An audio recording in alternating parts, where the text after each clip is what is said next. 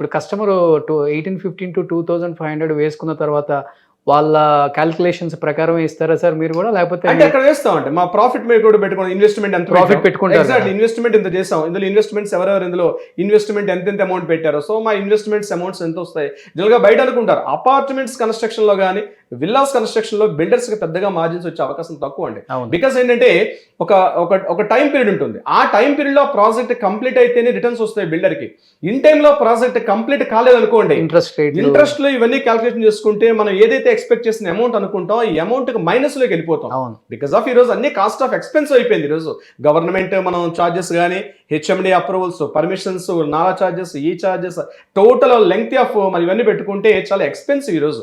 So investment మనం point of view villa దగ్గరలో community hospitals ఎంత డిస్టెన్స్ లో ఉంది, ఇంట్లో పేరెంట్స్ ఉన్నారు, హాస్పిటల్ ఎంత డిస్టెన్స్ లో ఉంది.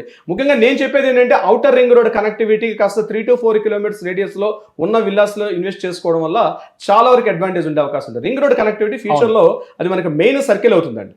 అది మీరు కోకాపేట తీసుకున్నా, గచ్చిబౌలి తీసుకున్నా, లేదా Muthangi area, Bombay national highway road అయినా, షామీర్పేట రోడ్ అయినా, ఇప్పుడు నేను చెప్పే కనెక్టివిటీలో విల్లాస్కి దగ్గరగా తీసుకుంటే గచ్చిబౌలి ఏరియాలో ఇప్పుడు మీరు చెప్పినట్టు ఈ కోకాపేట ఏరియాలో 20,000 25,000 కూడా పర్ స్క్వేర్ యార్డ్ మనకు దొరికే అవకాశం ఉంటుంది. నేను చెప్పేది విల్లాస్లో.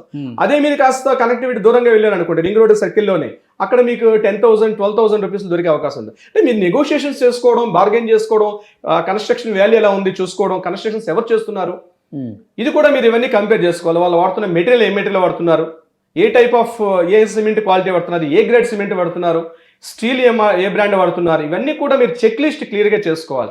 నెగోషియేషన్స్ కాస్ట్ ఒకటే కాదండి, మెయిన్ రియల్ ఎస్టేట్ లో ఒక ప్రాపర్టీ ఇన్వెస్ట్మెంట్ చేసేటప్పుడు 5 points ఇంపార్టెంట్. నేను మరీ చెప్తాను.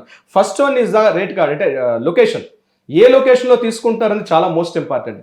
Second one is the price card, rate card ఎంత ఉందని చూడడం second point. Third point is the developments, సైట్లో డెవలప్మెంట్స్ ఏంటి, సరౌండింగ్స్లో డెవలప్మెంట్స్ చూడడం థర్డ్ పాయింట్.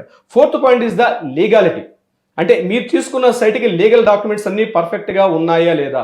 వితౌట్ లీగల్గా ఒక్క డాక్యుమెంట్ లేకపోయినా ఈవెన్ మీరు సింగిల్ రూపీ కూడా మీరు పే చేయవద్దు. రెరా అప్రూవల్ లేదు, సింగిల్ రూపీ. సార్ ఒకటే చెప్తానండి, రియల్ ఎస్టేట్లో నంబర్ ఆఫ్ వర్డ్స్ ఉంటాయి, రకరకాల వర్డ్స్ చెప్తారు. మీరు పేపర్ నమ్ముకోండి, సైట్ నమ్ముకోండి, documentation is the most important. Before buying a property documentation నమ్మండి, పర్సన్స్ నమ్మవద్దు, బ్రాండ్స్ నమ్మవద్దు, డాక్యుమెంటేషన్ పర్ఫెక్ట్ గా చూసుకోండి.